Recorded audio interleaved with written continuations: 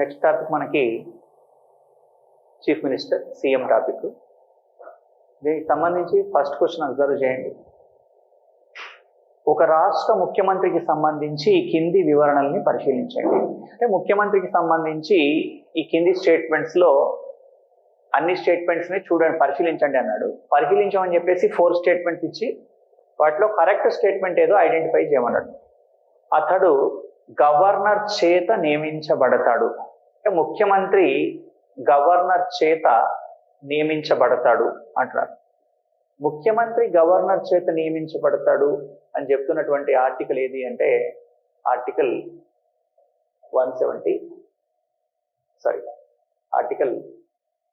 164. ముఖ్యమంత్రి గవర్నర్ చేత నియమించబడతాడు. 164.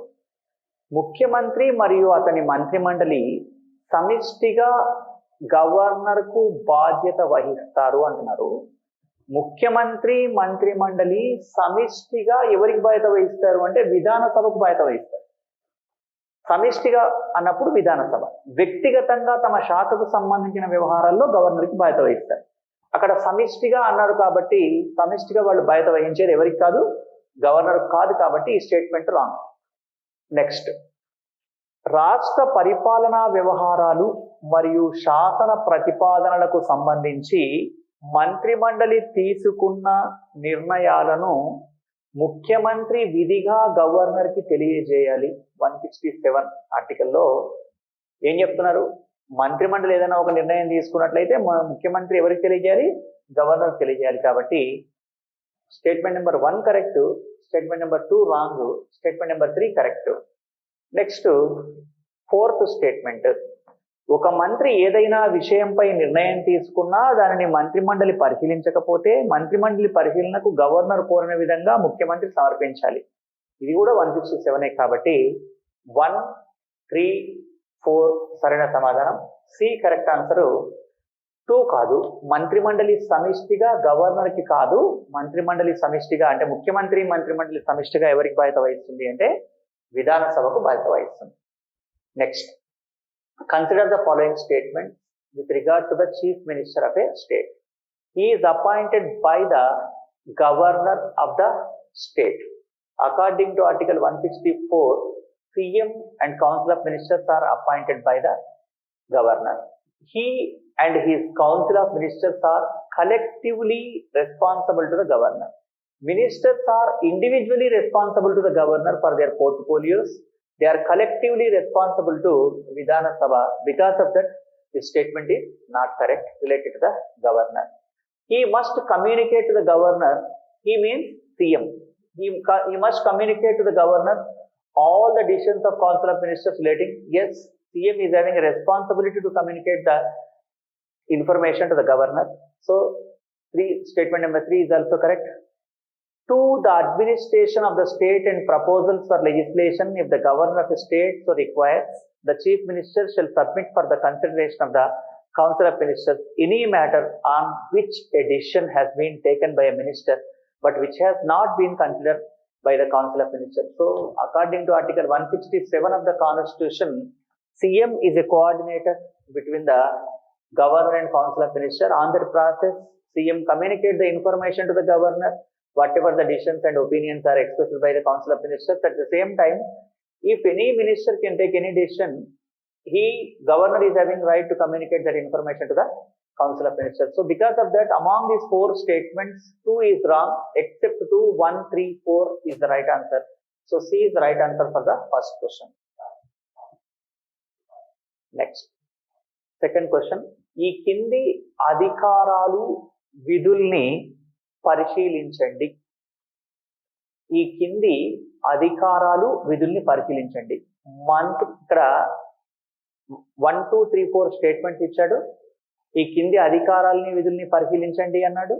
ఒక రాష్ట్ర ముఖ్యమంత్రి యొక్క అధికారాలు విధులతో కూడుకుని ఉన్నవి ఇవి అంటున్నాడు. అంటే సింపుల్ గా చెప్పాలంటే 4 స్టేట్మెంట్స్ ఇచ్చి దాంట్లో ముఖ్యమంత్రికి సంబంధించినటువంటి విధులు ఏవో చెప్పమని అడుగుతా ఉన్నాడు. దీంట్లో మనం ఒక్కొక్క అంశాన్ని పరిశీలనలోకి తీసుకుందాం.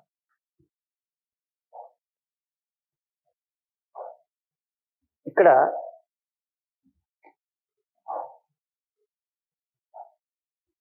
One by one cross check చేద్దాం.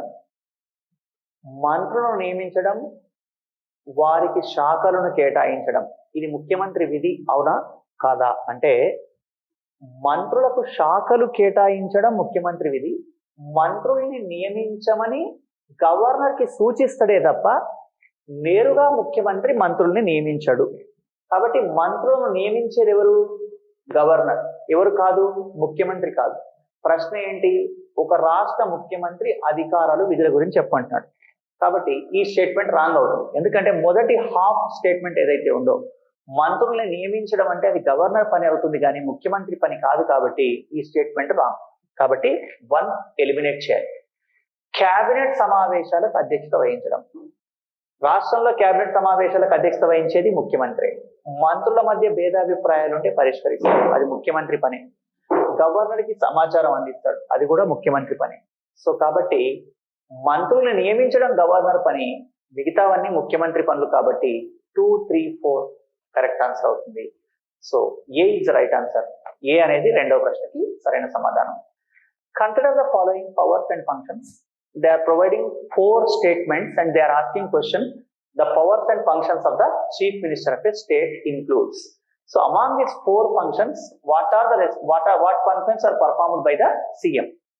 Appointing ministers and allocation of portfolios to them. Appointing ministers is not responsibility of the CM. Including CM, all the ministers are appointed by the governor. So we can eliminate this. This is the responsibility of the CM, appointing ministers. Allocating portfolios are the responsibility of the CM. But first half of the statement is wrong. Because of that, we can eliminate one. One is wrong.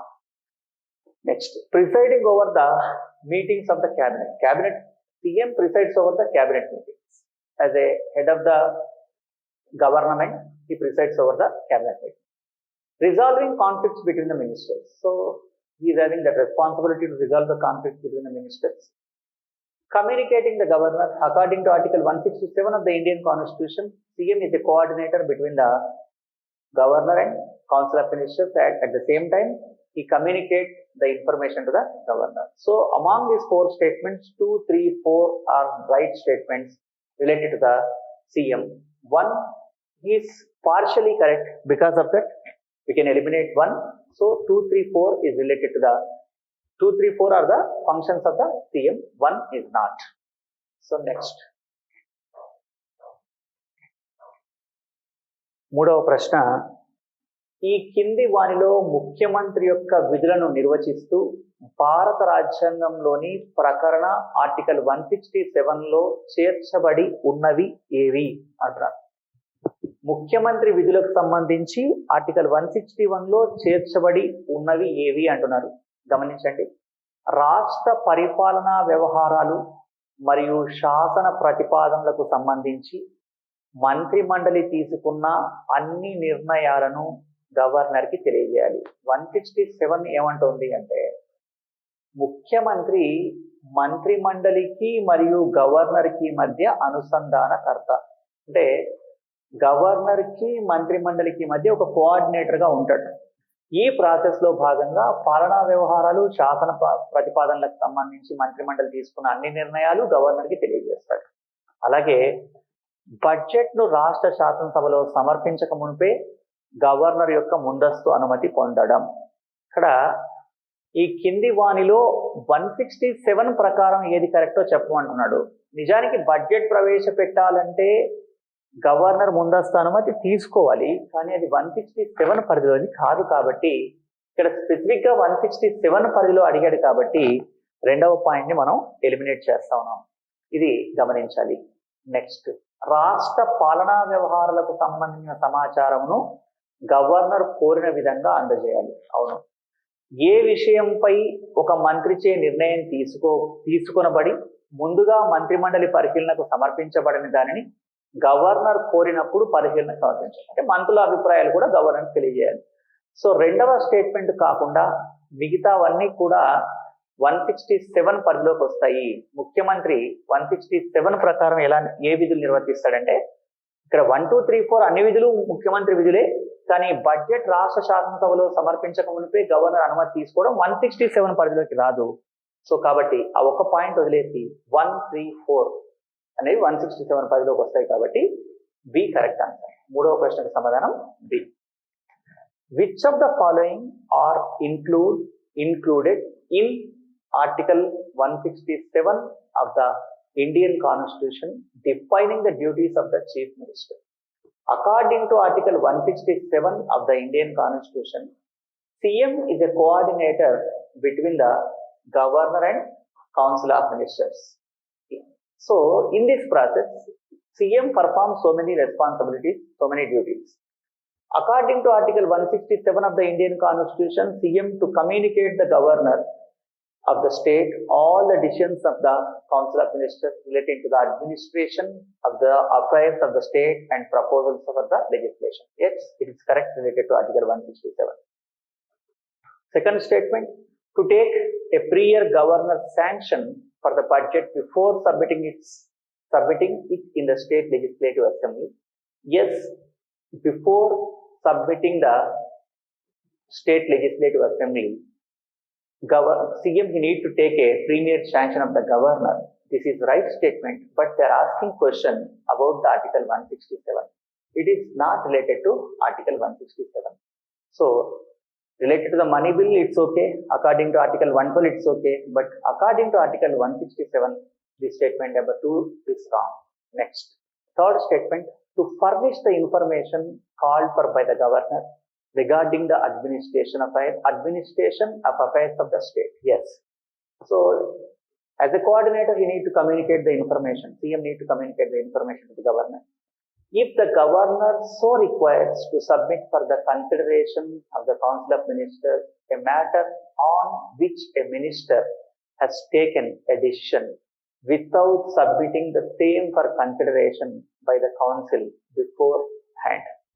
So, it is also correct related to Article 167. Except 2, 1, 3, 4 are the correct answers related to the governor.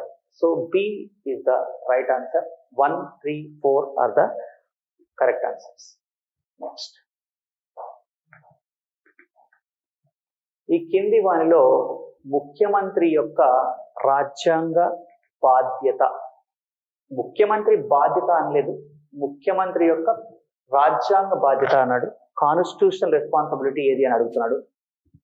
Governor రాజ్యాధినేతగా ఉంటాడు కాబట్టి పాలనకు సంబంధించిన అన్ని ప్రధాన నిర్ణయాలను governor యొక్క ముందస్తు ఆమోదం తర్వాతనే ముఖ్యమంత్రి తీసుకోవాలి అంట. గవర్నర్ రాజ్యాధినేత లేదా హెడ్ ఆఫ్ ద కాన్స్టిట్యూషన్ అయినంత మాత్రాన గవర్నర్ ముందస్తు అనుమతితోనే ముఖ్యమంత్రి నిర్ణయం తీసుకోవాలని లేదు. ఎందుకు అంటే గవర్నర్ అనే వ్యక్తి నామమాత్రపు అధికారి. ఇండియాలో పార్లమెంటరీ ఫార్మ్ ఆఫ్ గవర్నమెంట్ ఉంది కాబట్టి పార్లమెంటరీ తరహా ప్రభుత్వంలో హెడ్ ఆఫ్ ద గవర్నమెంట్ ప్రభుత్వాధినేతకు ఎక్కువ అధికారాలు ఉంటాయి కాబట్టి గవర్నర్ ముందస్తు అనుమతి అవసరం లేదు అని గమనించాలి. సో ఇది కాదు. రాష్ట్ర పాలనా వ్యవహారాలు మరియు శాసన నిర్మాణ ప్రతిపాదనలకు సంబంధించి కేబినెట్ తీసుకున్న అన్ని నిర్ణయాలను ముఖ్యమంత్రి గవర్నర్కు తెలియదు. ఇదే 167. ఇదే ఆర్టికల్ మళ్ళీ అడుగుతున్నాడు, గమనించండి. సో ఇది రాజ్యాంగ బాధ్యత. ఎప్పుడైతే 1, 2, 3, 4 4 ఆప్షన్స్ ఇచ్చి ఏబిసిడి కాంబినేషన్ ఇవ్వలేదో, ఏది కరెక్ట్ అని అడిగితే ఒకటి కరెక్ట్ అయినప్పుడు మిగతాది ఆటోమేటిక్గా తప్పవ్వాలి. అయినప్పటికీ కూడా ఒకసారి మనం ఇంకా కరెక్ట్ ఏదన్నా ఉందేమో క్రాస్ చెక్ చేయాలి. మంత్రులందరూ గవర్నర్ చేత నియమించబడతారు కాబట్టి మంత్రులకు బాధ్యతలు కేటాయించడంలో ముఖ్యమంత్రి గవర్నర్ యొక్క విచక్షణ ప్రకారం నడుచుకోవాలి. మంత్రులందరూ గవర్నర్ చేత నియమించబడతారు కానీ మంత్రులకు శాఖలు కేటాయించడంలో, బాధ్యతలు కేటాయించడంలో గవర్నర్ విచక్షణ అవసరం లేదు. అది ముఖ్యమంత్రి విచక్షణ కాబట్టి మనం దీన్ని ఎలిమినేట్ చేయొచ్చు. డి, ముఖ్యమంత్రి తగిన మెజారిటీ లేని పార్టీ నాయకుడు అయితే గవర్నర్ నిర్దేశించిన కాలం లోపల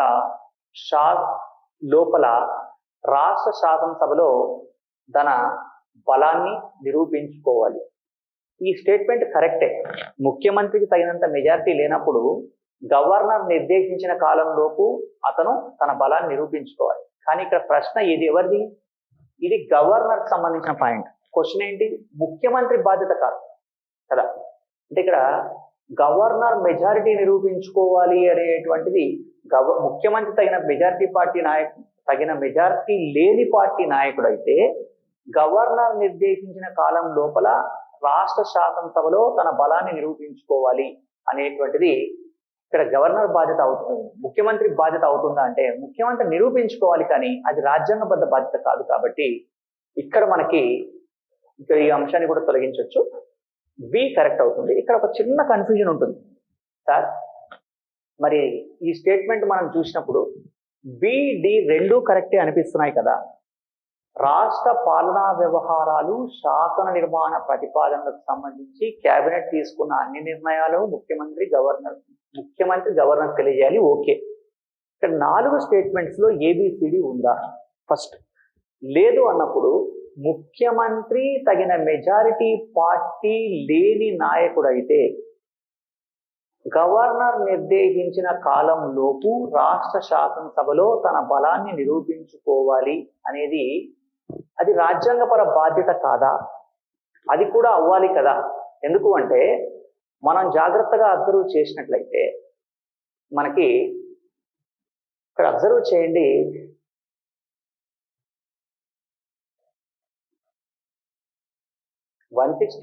లో మీరు అబ్జర్వ్ చేస్తే ముఖ్యమంత్రిగా నియమించబడిన తర్వాత తన బలాన్ని మంత్రి మండలి తన బలాన్ని నిరూపించుకోవాలి. ఇక్కడ ప్రశ్న ముఖ్యమంత్రి యొక్క రాజ్యాంగ బాధ్యత అన్నాడు. మంత్రి మండలి సమిష్టిగా ఎవరికి బాధ్యత వహించాలి? ఇక్కడ ఈ ప్రశ్న యొక్క అర్థం ఏంటి? మంత్రి మండలి సమిష్టిగా ఎవరికి బాధ్యత వహించాలి అంటే విధానసభకు బాధ్యత వహించాలి. ఇంకా కొంచెం డీటెయిల్గా వెళ్ళినా కూడా ఇక్కడ మంత్రి మండలి బాధ్యత అవుతుందే తప్ప ముఖ్యమంత్రి బాధ్యత అవ్వదు. కాబట్టి ఉన్న ఆప్షన్స్ లో 4 ఆప్షన్స్ లో కరెక్ట్ ఐడెంటిఫై చేయమంటే బి సరైన సమాధానం అవుతుంది.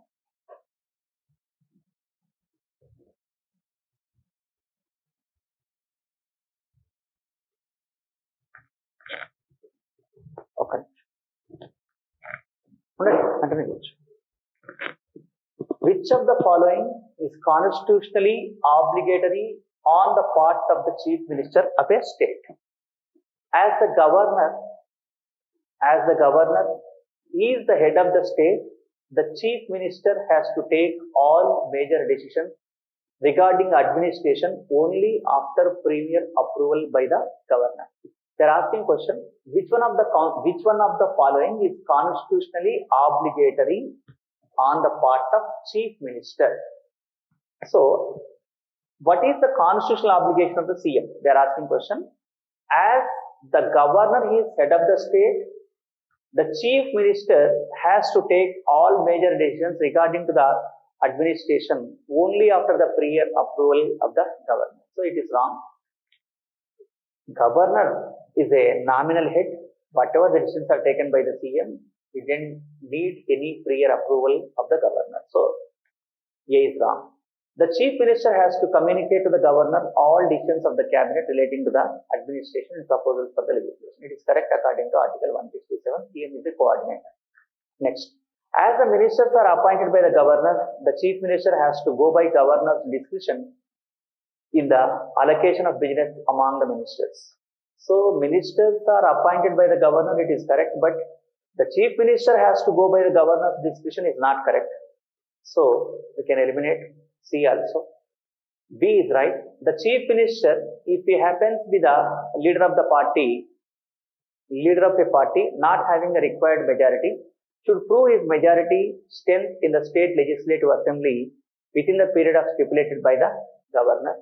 So governor, CM need to prove his majority in the legislative assembly. It is related to the collective responsibility. This is not only responsibility of the CM, it is the responsibility of the CM and Council of Ministers. They are asking question about the CM. So among these 4 options, B is accurate, correct. Sometimes we have chance to think D is also correct, but we need to eliminate one. There is no other option. They are not giving A, B, C, D. So because of that, D is the responsibility of the CM and Council of Ministers. Because of that, we opt the B only. భారత రాజ్యాంగం ప్రకారం కింది వానిలో ఏది సరైనది? మంత్రుల మధ్య శాఖల కేటాయింపును ముఖ్యమంత్రి నిర్ణయిస్తాడు. ఇక్కడ మంత్రుల మధ్య శాఖల కేటాయింపును ముఖ్యమంత్రి నిర్ణయిస్తాడు, కానీ రాజ్యాంగం ప్రకారం అన్నాడు కాబట్టి రాజ్యాంగంలోని ఏ ఆర్టికల్ ప్రకారం మంత్రులకు ముఖ్యమంత్రి శాఖలు కేటాయిస్తాడు అంటే అట్లాంటి ఆర్టికల్ ఏమీ లేదు. ముఖ్యమంత్రి మంత్రులకు శాఖలు కేటాయిస్తాడు కరెక్టే, కానీ అది రాజ్యాంగం ప్రకారమా? కాదు. ఎప్పుడైతే ముఖ్యమంత్రి రాజీనామా చేస్తాడో మంత్రిమండలి రద్దయిపోతుంది. ముఖ్యమంత్రి రాజీనామా చేసినప్పుడు మంత్రిమండలి రద్దయిపోవడం కూడా కరెక్టే, కానీ దీనికి ఆర్టికల్ ఏమీ లేదు. ప్రభుత్వం యొక్క అన్ని ప్రధాన విధాన ప్రకటనలను ముఖ్యమంత్రే చేస్తాడు, కానీ ఆర్టికల్ ప్రకారం కాదు. అంటే ప్రభుత్వాధినేతగా ఈయన నిర్ణయాలు తీసుకుంటూ ఉంటాడు, కానీ రాజ్యాంగంలో దీనికంటూ ఒక ఆర్టికల్ ఉందా అంటే అట్లా ఏమీ లేదు. రాష్ట్ర పాలనా వ్యవహారాలకు సంబంధించి మంత్రిమండలి తీసుకున్న అన్ని నిర్ణయాలను గవర్నర్ తెలియజేయట ముఖ్యమంత్రి యొక్క విధి. మళ్ళీ 167. సో కాబట్టి ఏది సరైనది రాజ్యాంగం ప్రకారం అంటే డి సరైనది. ఏబిసి సరైనవి రాజ్యాంగం ప్రకారం కాదు, కానీ రాజ్యాంగం ప్రకారం అని అడిగినప్పుడు డి సరైనది అవుతుంది. Which of the following is correct in terms of the constitution of India? We need to observe whenever they are asking question in terms of the constitution of India, is there any article in the constitution related to particular statement or not? We need to cross check. The chief minister decides the allocation of portfolios among the ministers. As the head of the government, he is having the responsibility to, he is having the power to allocate the portfolios to the different council of ministers, but it is not mentioned in the constitution in any article. When the chief minister resigns, the council of ministers are get dissolved. It is also, we are having this practice in a parliamentary form of government, but it is not having any article. All the principal policy announcements of the governments are made by the chief minister as a head of the government, but it is not mentioned anywhere in the constitution. It shall be the duty of the chief minister to communicate the governor all decisions of the council of ministers relating to the administration, the affairs of the state. It's mentioned in article 167 of the Indian constitution. They are asking question, which of the following is correct term of the constitution of India? Among these four, D is the right answer for the fifth question. According to the constitution, CM is a coordinator between the council of ministers and governor. Next. Sixth question. ఈ question only ఇంగ్లీషే, Telugu version లేదు, గమనించండి. The salary and allowances of the chief minister of a state are determined by the, రాష్ట్ర ముఖ్యమంత్రి యొక్క వేతనము అలవెన్స్లను నిర్ణయించేది ఎవరు? ఎవరు అంటే రాష్ట్ర శాసనసభ. దీనికి మనం వెతుక్కోవాల్సిన అవసరం లేదు. ముఖ్యమంత్రి వేతనము అలవెన్స్లేమో రాష్ట్ర శాసనసభ, ప్రధానమంత్రి వేతనం అలవెన్స్లేమో అక్కడ పార్లమెంట్ అని చెప్పాలి. ఇక్కడ మళ్ళీ అబ్జర్వ్ చేయండి, నేను ఎప్పుడైనా చెప్తున్నప్పుడు మళ్ళీ చెప్తున్నాను, లక్ష్మీకాంత్ ఇంగ్లీష్ వర్షన్నే ప్రామాణికంగా తీసుకోవడం జరిగింది. తెలుగు వర్షన్లో కొన్ని క్వశ్చన్లు అవుట్డేట్ అయిపోవడము, అవి సరిగా లేకపోవడం వల్ల వాటిని ఎలిమినేట్ చేశారు. అలాంటి వాటిని నేను పరిగణనలోకి తీసుకోకుండా ఇంగ్లీష్ వర్షన్ క్వశ్చన్ చెప్పి దానికి ఒకవేళ లేకపోతే తెలుగు వర్షన్ క్వశ్చన్ అక్కడే ఎక్స్ప్లెయిన్ చేస్తున్నానని గమనించండి. నెక్స్ట్, రాష్ట్ర శాసనసభలో ఏ పార్టీకి ఆధిపత్యం రాకపోతే రాష్ట్ర గవర్నర్ ముఖ్యమంత్రిని ఎంపిక చేసేందుకు ప్రధానంగా పరిగణనలోకి తీసుకునే అంశం ఏది? అంటే ఏ పార్టీకి మెజారిటీ లేనప్పుడు ముఖ్యమంత్రిని ఎంపిక చేయడం కోసం పరిగణనలోకి తీసుకునే అంశం ఏది అంటున్నాడు.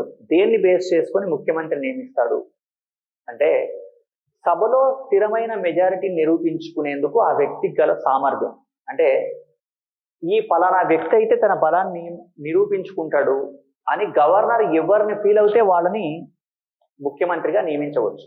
అంటే ఏ పార్టీకి మ్యాజిక్ ఫిగర్ లేదు. అంటే 119 సీట్స్ వచ్చాయి, 119 సీట్స్ ఉన్న ఒక రాష్ట్రంలో ఒక పొలిటికల్ పార్టీకి 50, ఇంకో పొలిటికల్ పార్టీకి 30, ఇంకో పొలిటికల్ పార్టీకి 20, ఇంకో పొలిటికల్ పార్టీకి 9, ఇంకో పొలిటికల్ పార్టీకి 10, 9 ఇట్లా వచ్చాయి అనుకుందాం.